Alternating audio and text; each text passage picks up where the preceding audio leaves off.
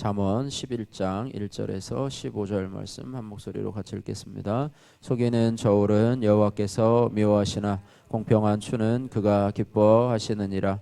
교만이 오면 욕도 오거니와 겸손한 자에게는 지혜가 있느니라. 정직한 자의 성실은 자기를 인도하거니와 사악한 자의 패역은 자기를 망하게 하느니라. 재물은 진노하시는 날에 무익하나 공의는 죽음에서 건지느니라. 완전한 자의 공의는 자기의 길을 곧게 하려니와 악한 자는 자기의 악으로 말미암아 넘어지리라. 정직한 자의 공의는 자기를 건지려니와 사악한 자는 자기의 악에 잡히리라. 악인은 죽을 때에 그 소망이 끊어지나니 불의의 소망이 없어지느니라. 의인은 환난에서 구원을 얻으나 악인은 자기 길로 가느니라. 악인은 입으로 그의 이웃을 망하게 하여도 의인은 그의 지식으로 말미암아 구원을 얻느니라. 의인이 형통하면 성읍이 즐거워하고 악인이 패망하면 기뻐 외치느니라. 성읍은 정직한 자의 축복으로 인하여 진흥하고 악한 자의 입으로 말미암아 무너지느니라. 지혜 없는 자는 그의 이웃을 멸시하나 명철한 자는 잠잠하느니라. 두루 다니며 한담하는 자는 남의 비밀을 누설하나 마음이 신실한 자는 그런 것을 숨기느니라. 지략이 없으면 백성이 망하여도 지략이 많으면 평안을 누리느니라. 타인을 위하여 보증이 되는 자는 손해를 당하여도 보증이 되기를 싫어하는 자는 평안하니라. 아멘. 오늘 본문 말씀을 중심으로 해서 하나님을 기쁘시게 공동체를 즐겁게 라고 하는 제목으로 같이 말씀을 나누기를 원합니다.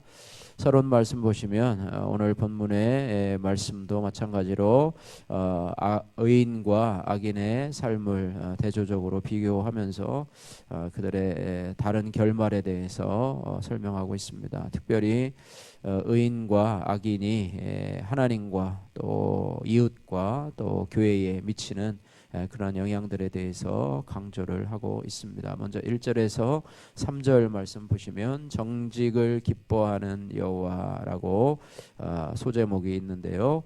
1절에 보시면 속이는 저울은 여호와께서 미워하시나. 거짓으로 저울을 속이는 거죠.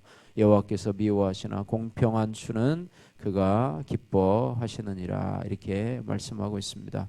또한 교만이 오면 욕도 오거니와 겸손한 자에게는 지혜가 있느니라. 또 3절에 보면 정직한 자의 성실은 자기를 인도하거니와 사악한 자의 패역은 자기를 망하게 하느니라, 이렇게 말하면서 정직을 기뻐하는 여호와에 대해서 말씀하고 있습니다. 속이는 저울은 정직하지 않는 것이죠. 그 다음에 교만함도 정직하지 않은 것입니다. 자신의 능력을 솔직하게 인정을 하고 겸손한 것이 정직한 것입니다. 우리가 하나님 앞에 정직하게 기도하는 것은 하나님 앞에 내 모습 이대로를 솔직하게 다 털어놓고 하는 기도가 겸손한 기도고요. 그 다음에 정직한 자의 성실에 대해서도 자기를 인도하거니와, 이렇게 말하면서 정직을 기뻐하시는 하나님에 대해서 말씀하고 있습니다. 1절 해설해 보시면 속임수를 미워하시고, 그죠? 속임수를 미워하시고 정직하고 양심적인 매매를 기뻐하시는 하나님이시라고 하는 것입니다.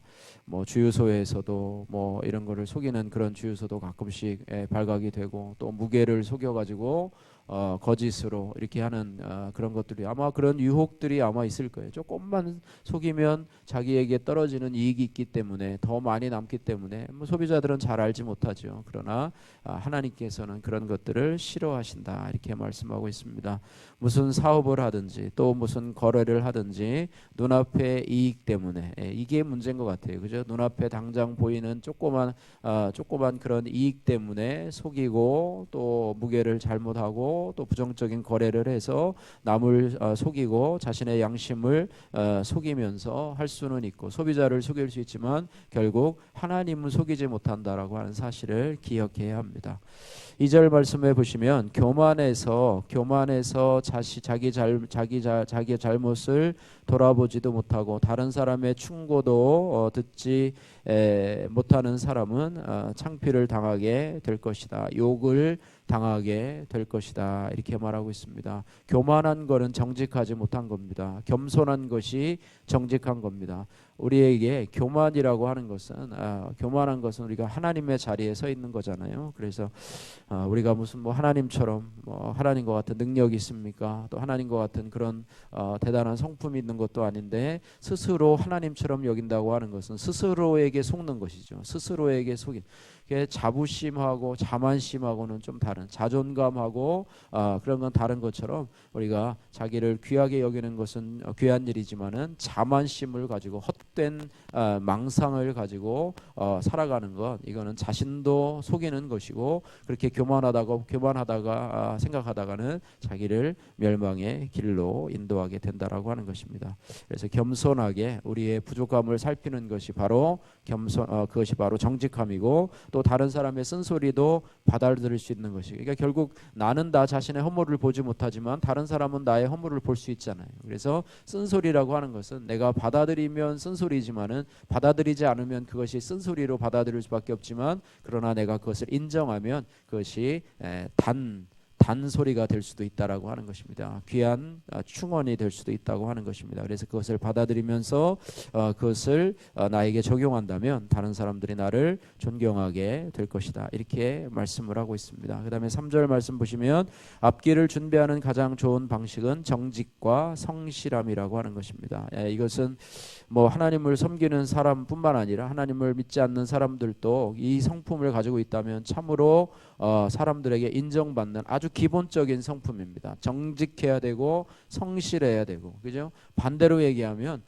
거짓되고 게으르다고 한다면 이거는 세상의 아무 누구한테도 환영받지 못할 그런 성품이라고 하는 거예요. 우리 자녀들이 믿음을 갖는 것도 중요하지만은요, 믿음 생활하는 것은 더 중요하지만은요, 그러나 기본 받침에 정직과 성실을 가지고 살아간다면 이 땅을 살아갈 수 있는 정말로 큰 그런 인격적인 재산을 가지고 살아가고 있다고 볼 수가 있습니다. 그래서 그런 부분이고요. 그래서 정직과 성실의 반대말이 잔꾀를 부리는 사람, 잔꾀를 부리고 자꾸 이렇게 남을 속이려고 하고 바른 길로 가지 않고 자꾸 굽은 길로 가려고 하는 사람들, 이런 사람들이죠. 그래서 정직과 성실하게 우리 자신뿐 아니라 우리의 자녀들도 그러한 성품으로 살아갈 수 있도록 위해서 여러분들이 기도하시고 또 그렇게 훈육하시고 양육하시는 여러분들 되시기를 주님의 이름으로 축복합니다.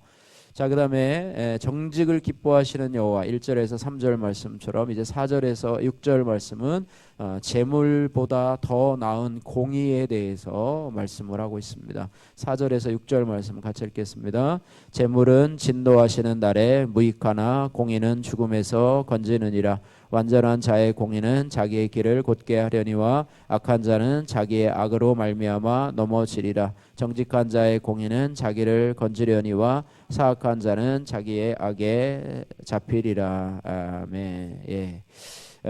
재물보다 나은 공의에 대해서 말씀을 하고 있습니다. 그래서 진노하시는 날에 재물은 무익하지만은 공의는 죽음에서 건진다. 또 완전한 자의 공의는 자기 길을 곧게 하려니와 악한 자는 자기 악으로 말미암아 넘어지겠다. 그 다음에 정직한 자의 공의는 자기를 건지려니와 사악한 자는 자기의 악에 잡히리라. 이렇게 공의에 대해서 4절에서 6절에 한 번씩 이렇게 반복해서 말씀을 하고 있습니다. 4절에서 6절 해설을 보시면 우리를 구원하는 것은 물질, 재물이 아니라 공의라고 말씀하고 있습니다. 이 공의라고 하는 것은 공평하고 정의로운 삶을 의미하고 있습니다. 공평하고 정의로운 삶.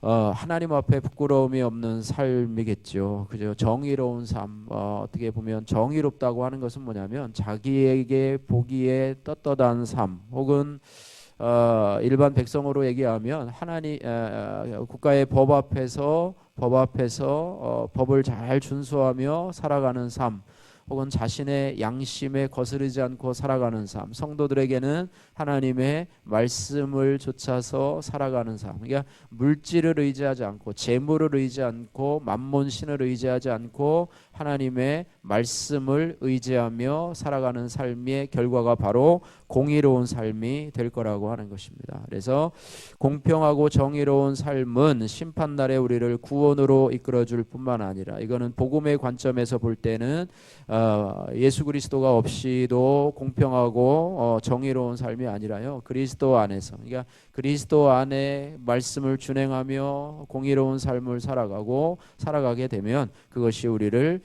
심판날의 구원으로 이끌어주게 될 것이다. 이렇게 말하고 있습니다. 뭐 세무조사가 나와도 또 뭐 법원에서 뭐가 나와도 어떤 정직하게 행하는 기업들은 부끄러울 것이 없는 그런 것이 되겠지요. 그런 것이 되는데 우리를 안전한 길로 인도한다. 반면에 악하게 산 사람은 많은 재물로도 형벌을 피하지 못하게 될 것이다. 이렇게 말하고 있습니다. 부동산 차익으로 인해서 부족한 방법으로 인해서 자기가 많은 돈을 벌 수 있으리라고 생각을 했지만 지금 드러나서 물론 또 숨고 또 그것이 그냥 지나가는 사람도 있겠지요. 그러나 하나님 앞에서는 그 모든 것이 다 드러나게 될 것이다. 부정한 방법을 가지고 살아가지 말자. 이렇게 말씀입니다. 그래서 재물보다는 공의, 재물보다는 말씀을 택하자. 그죠? 하나님과 재물을 겸하여 섬길 수 없느니라. 이게 하나님은 공의의 하나님이시기 때문에 우리가 하나님을 쫓아 살아가는 것, 말씀을 쫓아 살아가는 것, 이것이 바로 성도의 살아갈 길이 되게 된다고 하는 것입니다. 그래서 이런 부분을 생각해 보면 좋을 것 같고요. 7절에서 11절 말씀에 악인과 의인의 결말에 대해서 말씀을 하고 있습니다. 자, 실절에 보니까 악인은 죽을 때에 소망이 끊어지고, 그죠? 죽을 때 그 결말에 이르러서 소망이 끊어지고요. 불의의 소망이 없어지는, 소망이 없어지는 거예요. 소망이, 그 내세에 대한 소망이 없어지고, 의인은 환난에서 구원을 얻지만 악인은 자기의 길로 가느니라. 자기의 길, 구원을 얻는, 우리가 그대로 가면요 심판과 저주와 그런 길로 가게 됩니다. 죄와 심판과 사망의 길로 가는 게, 자기 길로 간다는 것은 그 길로 가는 거예요. 그냥 자기가 원래 가던 길로 가는 거예요. 멸망의 길로 가는 거예요. 그러나 뭐예요? 의인은 그 가던 길에서 구원함을 얻게 된다는 거예요. 사망과 죽음의 길에서 구원함을 받게 된다고 하는 것이고요. 악인은 그의 입으로 그의 이웃을 망하게 하여도, 어저께 입술에 대해서 많이 얘기를 했죠. 그죠? 의인은 그의 지식으로 말미암아 구원에 이르게 되느니라. 이렇게 말하고 있습니다. 10절 말씀 11절 말씀 같이 읽겠습니다. 의인이 형통하면 성읍이 즐거워하고 악인이 패망하면 기뻐 외치느니라. 성읍은 정직한 자의 축복으로 인하여 진흥하고 악한 자의 입으로 말미암아 무너지느니라. 아멘. 의인이 형통하면 성읍이 즐거워하고 악인이 패망하면 기뻐 외치느니라. 이렇게 말하면서 의인과 악인의 그런 삶의 그런 진행 방법과 결론에 대해서 이야기를 하고 있고요. 또 악인이 흥하면 공동체가 함께 즐거워하고 또 이웃들이 함께 기뻐하게 된다. 또 악인이 성하게 되면 함께 공동체가 고통을 받게 되고 어려움을 겪게 된다. 이렇게 말씀하고 있습니다. 자, 7절에서 8절 말씀 설명을 보시면 악인은 죽음과 함께 소망까지도 잃어버릴 것입니다. 그죠? 지옥문에 이렇게 써 있다고 하지 않습니까? 지옥문에 여기에 들어가는 자는 소망을 버릴지어다, 이런 말이 써 있다고 하니, 소망을 버리는, 이제 거기 들어가면, 지옥에 들어가면 이제 더 이상 구원받을 소망이 없는 거예요. 더 이상 아무리 후회하고 아무리 해도 더 이상 영원한 형벌 가운데 있게 될 거라고 하는 것이죠. 그러나 의인은 환난에서 구원을 받게 될 것이고, 그죠? 우리 이런 인생 가운데서도 구원을 받게 되어서 소망을 가지고, 그죠? 믿음과 소망과 사랑으로 살아가게 될 것입니다. 그리고 죽음도 그의 소망을 빼앗아가지 못할 것이라고 하는 것입니다. 죄와 죽음과 사망 권세를 이기신 예수 그리스도로 말미암아서 부활의 첫 열매가 되신 예수 그리스도를 좇아서 우리는 부활의 다음 열매가 될 것이기 때문에 죽음을 이길 수 있는 그런 은혜가 바로 있게 된다라고 하는 것입니다. 하나님을 경외하며 정의롭게 사는, 말씀을 좇아 살아온 이들에게는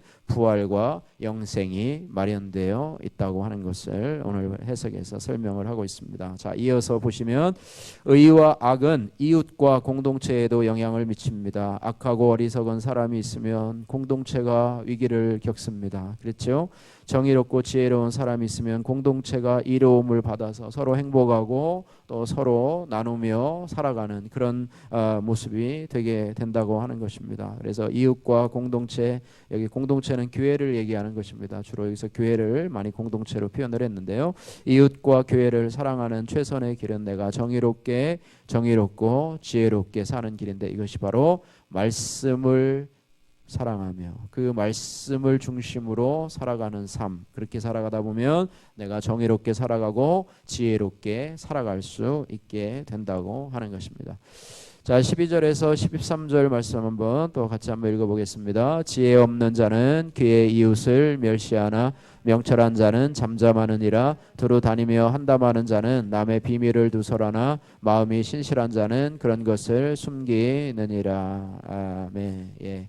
지혜 없는 자, 아까 얘기했던 것처럼 악인과 의인을 계속해서 비교해서 설명하고 있는데요. 지혜 없는 자는 악인입니다. 그죠? 악인이에요. 말씀이 없는 자예요. 그런 자는 이웃을 멸시하고, 또 지혜 없는 자는 두루 다니며 한담하며 남의 비밀을 두서라는 자가 바로 지혜로운 자가 된다라고 하는 거예요. 예전에는 뭐 마실 다닌다라는 말을 썼는데요. 마실 다니면서 무슨 말을 합니까? 서로 간에 누구 집에 아무개는 이렇대더라, 누구 집에 뭐 이런 뭐 남편이 이렇게 돼가지고 이렇게 됐대더라, 뭐 자기만 알고 있는 비밀을 마치 자랑거리처럼 이렇게 내놓습니다. 그것이 어떻게 보면 즐거움이고 기쁨이었었는데, 그렇게 한다고 하는, 지혜 없는 자, 악인은 그렇게 한다고 하는 거예요. 그러나 의인은, 명철한 자는 잠잠하느니라. 또 마음이 신실한 자는 그런 것들을 숨기느니라. 허물을 덮어주고 남의 어떤 비밀을 드러내지 않고 그랬습니다. 여러분도 교회에 어떤 이런 일들, 어떤 성도들은 자기 교회에 어떤 이런 일들을 막 가서 밖에 다른 교회 성도들한테 막 이야기하고 막 하는 경우들이 있어요. 자신의 부끄러움을 이야기하는 경우들이 많이 있습니다. 그러나 그것은 좋은 결과가 아니라 오히려 소문에 소문을 이어서 부정적인 결과를 이어올 수 있기 때문에, 남의 말, 이것도 어떻게 보면 뒷담화라고 볼 수가 있겠죠. 남을 험담하는 거고, 좋은 쪽에 대한 얘기를 하는 것은 상관이 없지만 그렇지 아니하고 오히려 깎아내리고 또 이렇게 폄하하는 이야기를 하는 것은 지혜롭지 못한 악인이 행하는 행동이라, 이렇게 말씀을 하고 있습니다. 자, 그다음에 빚보증에 대해서 마지막에 얘기하고 있는데요. 14절 15절 말씀 읽고 오늘 말씀을 마치도록 하겠습니다. 지략이 없으면 백성이 망하여도 지략이 많으면 평안을 누리느니라. 타인을 위하여 보증이 되는 자는 손해를 당하여도 보증이 되기를 싫어하는 자는 평안하느니라. 보증에 대해서는 전에 얘기를 했지만은요, 지략이 많으면 백성이 망하여도 지략이 없으면 백성이 망하여도 지략이 많으면 평안을 누리느니라, 이렇게 말해요. 지략이라고 하는 것은 어떻게 보면 삶의 지혜요, 전략이라고 볼 수가 있겠죠. 그래서 그것을 어떤 일이 일어났을 때 이것들을 어떻게 해결할까 고민 없이 그냥 막 달려드는 사람은 분명히 잘못되게 될 것이다. 그러나 지략이 많은 사람, 지혜로운 의인은 뭐냐? 어떤 일이 만났을 때 하나님의 뜻을 찾아보고요, 하나님의 말씀이 어떤지 찾아보고 기도해 보면서 또 여러 사람들의 조언을 들어보면서 그것들을 모아서 신중하게 생각하면서 하나님이 어떤 것들을 기뻐하실까 생각하면서 기도하면서 기도를 또 부탁하면서 이렇게 하면서 가기 때문에, 그것이 결과가 좋게 나와서 나중에는 무엇으로 이끄느냐? 평안으로 이끌게 된다라고 하는 것입니다. 막 서둘러서 급하게 아무렇게나 이렇게 결정하는 경솔한 그것이 아니고 신중하게 하나님의 뜻을 기억하면서 살아가는 것, 바로 지혜 있는 자, 의인의 모습이라고 보게 된다고 하는 것입니다. 오늘 의인과 악인의 삶을 대조하면서요, 정직을 기뻐하시는 하나님, 정직함을 기뻐하시는 하나님, 또 공의를 기뻐하시는 하나님, 또 악인과 의인의 결말에 대해서 살펴보았습니다. 그래서 우리가 이 땅을 살아가면서 의인의 삶은 하나님의 의를 내가 덧입으면서 살아가는 삶인 줄로 믿습니다. 예수 그리스도께서는 나를 의롭게 하시는 분이시고 또 나를 의로운 길로 인도하시는 하나님이신 줄로 믿습니다. 그래서 그분 안에서 그분의 말씀 안에서, 주 안에서 살아가는 것, 주의 말씀 안에서 살아가는 것이 바로 악인의 모습이고, 그런 의인의 모습이고, 그런 자에게는 정직함으로 또 성실함으로 또 하나님의 말씀을 좇아서 살아가는 자라, 이렇게 말하면서 지혜롭게 살아가는 자, 명철하게 살아가는 자, 하나님의 뜻을 겸손하게 간구하며 살아가는 자, 이런 자들이 바로 의인의 모습으로 기록이 되고 있습니다. 저와 여러분들이 주님 안에서 말씀을 좇아서 의인의 길을 계속 걸어가시는 저와 여러분들 되셔서 이루는 하나님을 기쁘시게 하고 이웃을 즐겁게 하고 교회 안에서도 여러분들이 평안을 주는 여러분이 되시기를 주님의 이름으로 축복합니다. 기도하겠습니다. 사랑의 하나님 아버지, 감사합니다. 오늘도 잠언의 말씀을 통해서 저희들에게 하나님 은혜를 주시니 하나님 감사합니다. 의인과 악인의 길을 비교하면서 우리가 어떤 길을 걸어가야 될 것인가, 또 의인은 어떤 삶을 살아가고 악인은 어떤 삶을 살아가는 것인가, 또 그 결말은 어떻게 되는 것인가에 대해서 오늘 저희들에게 지혜의 말씀을 주고 있습니다. 우리가 하나님 예수 그리스도로 말미암아서 우리에게 의로움을 허락하여 주시고 의롭다 칭해 주셨는데, 하나님 우리가 하나님 옳은 행신으로 거룩함을 이루기 위해서 우리가 주 안에 거하며 말씀 안에 거하며 살아가기를 원합니다. 우리 안에 정직함의 성품이 회복되기를 원하며 하나님 우리 안에 성실함이 아버지 회복될 수 있도록 주여 은혜 베풀어 주옵소서.